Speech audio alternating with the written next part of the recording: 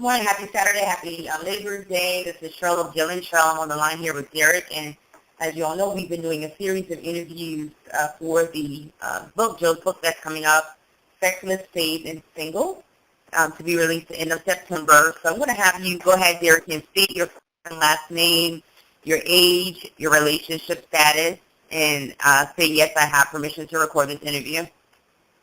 My name is Derrick Cuffie. I am 33 years old. I am not married, but I am currently in a relationship right now. And yes, you have my permission to record this interview. Awesome. Okay. Good deal. So you already had an opportunity to look at the questions, so we're going to go ahead and get right into it, Derrick. And the first question is, what is your biggest struggle in remaining sexless or celibate? I think it's definitely different, I feel, for men and women. For men, I feel in society, one of the hardest things is to still be able to claim a certain level of manhood while refraining from, conducting a sexual activity. Because in society, being a man is about how many women you can get in the bed and things of that nature. So I think it's more so being able to still say, yes, I'm still a man, yes, I'm still masculine, but I'm still going to honor God's word when it comes to waiting for marriage to have sex. So I think still being able to conduct yourself as a man can be one of the more challenging things for a man when it comes to sexual purity. That's good. Never looked at it that way, but that's really good. Okay.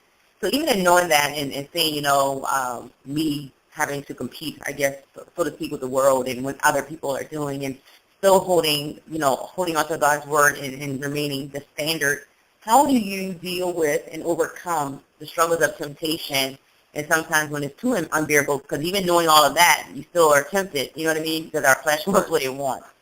Exactly. For me, the first time I will actually have sexual intercourse will be with my wife. So I still have had sexual relations in the past.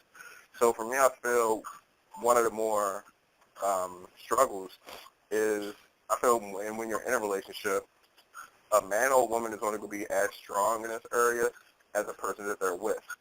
So if you have one person that's really wanting to walk this thing out for God and really trying to hold on, but you have another person that's, putting you in a compromising position, somebody that's not as strong as you, somebody that can't take responsibility for their actions as well, that could be the more challenging part because it's kind of like you're both fighting against each other instead of walking in one accord in this area. So definitely being with somebody on the same page can be one of the biggest deciding factors when it comes to really walking this thing out. Awesome. Okay. All right. So even in that and having the right partner and that person that's on the same page spiritually and you guys have the same goals, how do you individually just keep your mind in an attitude toward God in this season and not becoming, overly frustrated that you're not married yet or, even to compare your life or your relationship to others? How do you stay grounded in this season? Yeah, I have to stay busy. Staying busy in your purpose, staying busy in God, staying busy with self-development will probably be the best assets to help your mind stay off of, sex. Because I'm human, like, regardless of what people say, even us Christians while single, yes, we desire to have sex. I mean, it's a blessing from God, but in the right content of marriage. So to keep my mind off that, for me, staying busy in my purpose has been the biggest help in this and staying prayerful, But you have to surround yourself also with like-minded individuals. You have to be around people that's on the same page, people that's going to uplift you, people that's going to encourage you as well when you feel like maybe slipping up or when you're feeling a little weak. You will need those right people in your life to help you and let you know, how you're feeling. It's normal. But at the same time, we serve a God that will keep us during those weak times. Awesome. That's good. That's so good. So this is the thing, Derrick, because I've seen, as a Christian, you have people that operate as, believers or that say that they are believers, but they have problems in other areas. In particular, you see a lot of Christian women and men that are not married having sex. Like, it seems to be a really big problem nowadays, and honestly have become the norm in the church. It's infiltrated the church a lot. So why do you think that this is such a big struggle for Christian single women and men to struggle in this area? It's a lot. One, I think you have to look at how the households are brought up nowadays. You have a lot of young men out here that don't have father figures in their home, and I feel the absence of a father affects men and women. You have the lack of a father figure in the house showing the son how to love his mother, how to treat her, how to respect her. The lack of a father for a female will teach her, she won't see how a man is supposed to love and respect and treat her. So they may go and find that love and attention maybe, in a different manner. But the church in general also, I don't feel really teaches, and they're not really real when it comes to sexual purity. They just say, don't have sex. They really don't go into the realistic struggles that singles go through, and they really don't go into why. It's just, don't do it, but they don't say why. And I feel that causes like a little bit of a rebellion, because like, oh, you're going to tell me not to do something? I'm just going to do it. But we don't tell the natural and spiritual ramifications of our actions when it comes to this. Mm. That's good. You said, I even know growing up would often say don't do it. The older people, they never really the sex and things of that nature. They never really sat down and went over all the mental, emotional, and all those other things that can affect you, future relationships, and all of that stuff, and really just explain God and teaching us that your body's a temple. Like, they never broke that down. Like, what is that? So that's so that you just being raw now memberships or getting people to make you mad or going in. So I think people want to live in this life. Right. What was last straw and saying been tempted throughout the years, and like at what point did I keep myself until marriage?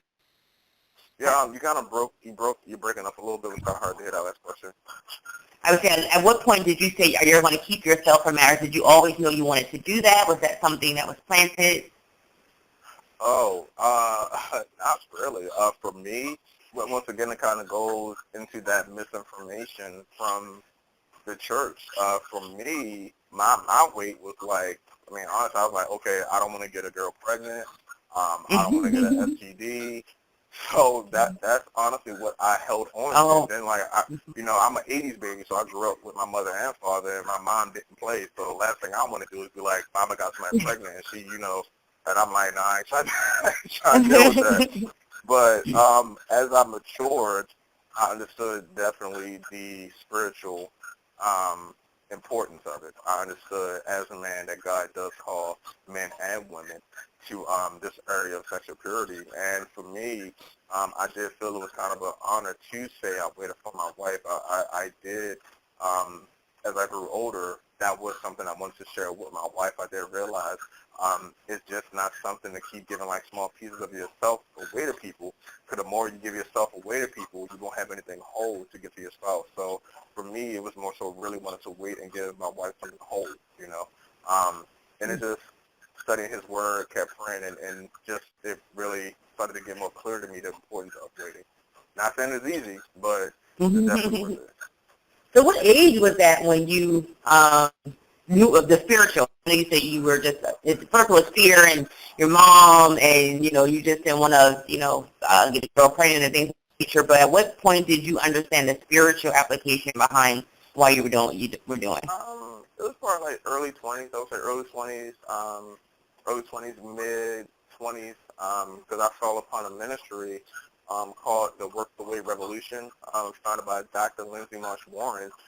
And when I found that ministry, it allowed me to come in contact with other men that was on the same path as I was, because being in your early 20s, mid-20s, talking about, I'm a virgin, there aren't too many people you can just come out to and talk to about that. And also, I struggle with pornography and masturbation to maintain my virginity. So in the church, it's really like frowned upon. It's like sex is a taboo topic in the church. So I really didn't have nobody to talk to like that, you know. But when I Mhm. found this ministry, I found other men that could relate to me, other men that let me know that, hey, what you struggle with, I did too. I'm here to uplift you, hold you accountable, and just let you know that as men, yes, we struggle with this, but God is able to deliver us. God is able to keep us in the situation. And just like women are persons in the sight, they're working with it for their husbands, we too will work with it for our wives.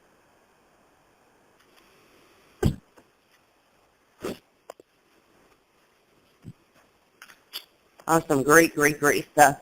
So I want to ask you this on the basis of different people that you dated, because I know you've been in the dating scene, and I'm sure you've dated women that have had premarital sex. So do you see how that has affected your relationships with those people as far as premarital sex is concerned?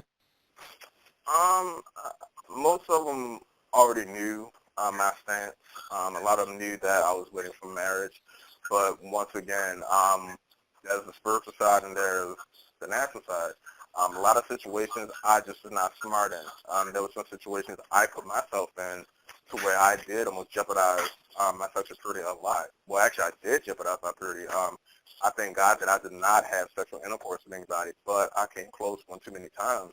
So it affected it, and I would say kind of both in a negative and positive way. Positive as far as us not having sex our way, but negative because you still are human. You still have these feelings. You still have these emotions. So a lot of times I didn't make the wise decisions by dating the right type of women.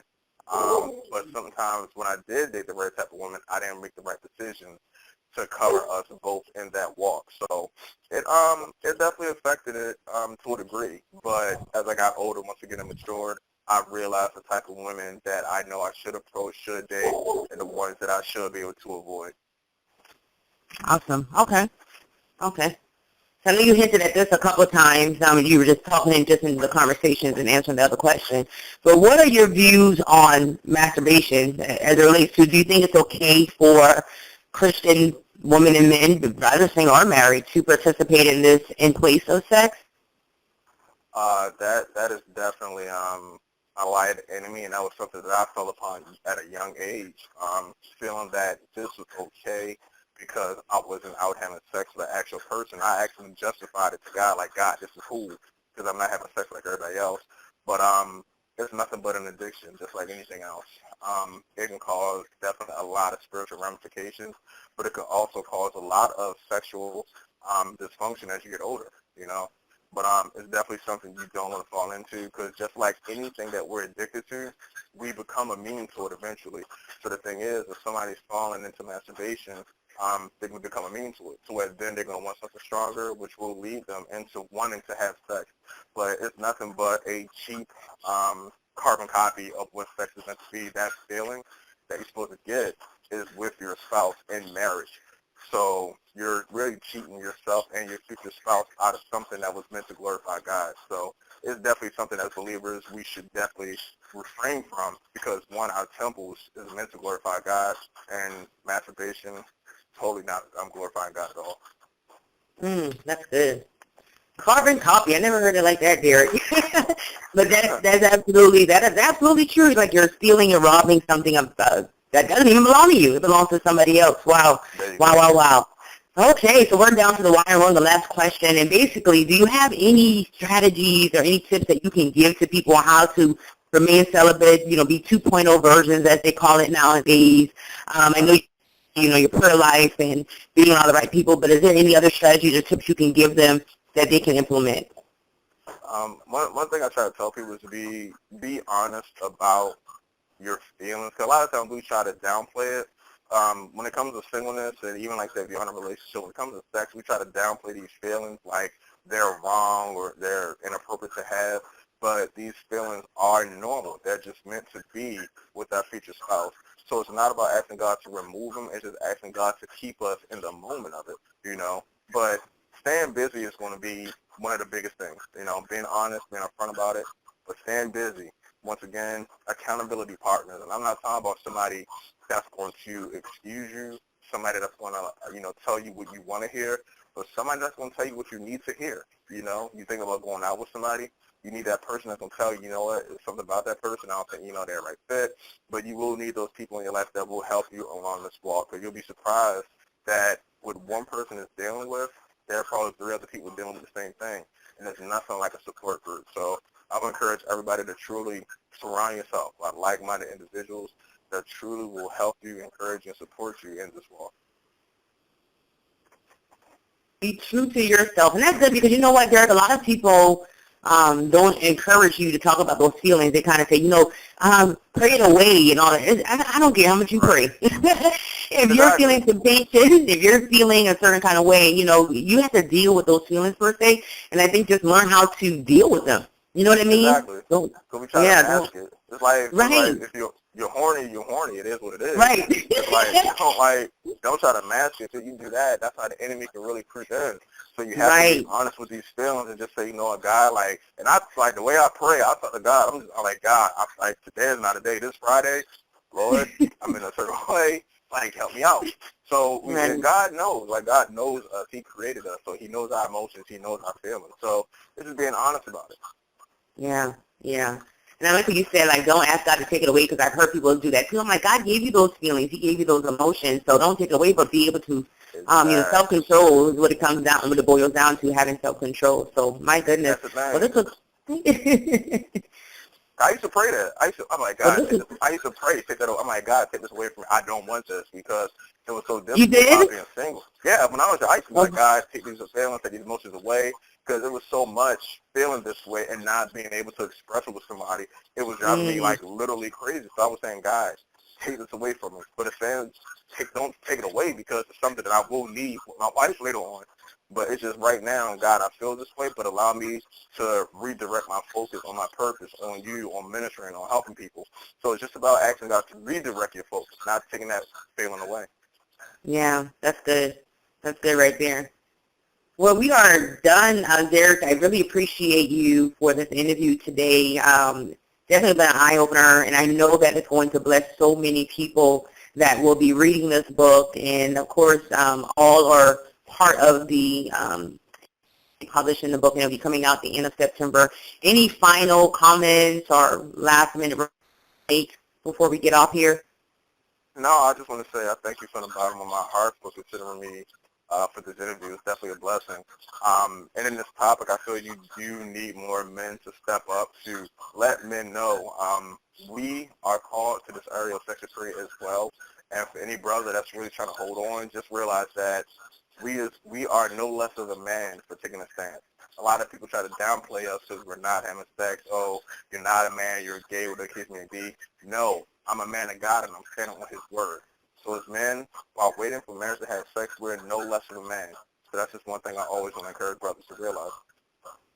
That's good. That's good right there. Thank you for that. And that's something I think I want to post about that, because a lot of men do feel that way if they're not engaging in, in sex, then they're less of a man, because that's what society and the world views it as. So thank you for sharing that. I appreciate it. So this is our time together. Again, thank you so much, and I hope you have a wonderful week. Thank you so much. I appreciate it. Thank you. No problem.